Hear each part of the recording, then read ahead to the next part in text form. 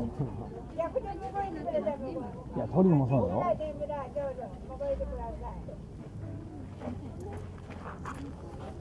じゃこともあるんや。これ、場所違うの。なんだ？一緒やろ。小魚。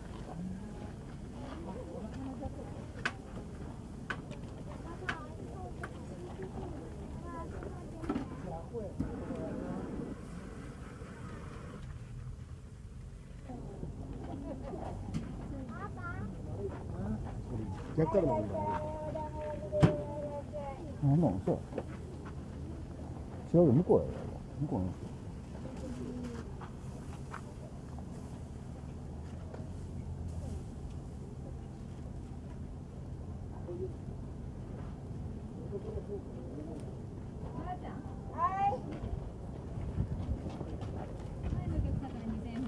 じゃあ2000円でどなたか、はい、ごめんなさい、ありがとうもらいます。2000円。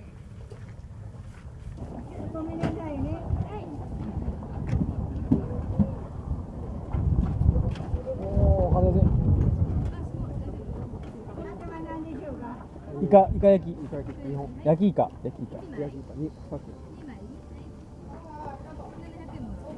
と、お願いします。とカルピスソーダ。カルピスソーダ。何本？一本。先払ってます。はい。850円。はい、どうぞ。はい。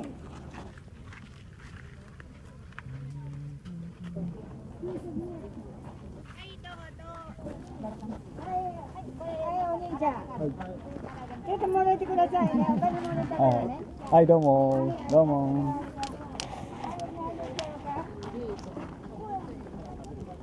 はい、イカ焼きを買ってみました。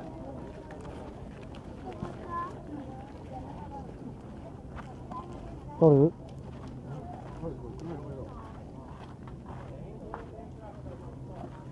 はい、でもいただきます。ほう。こ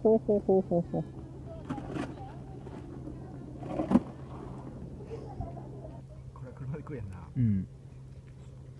うまい。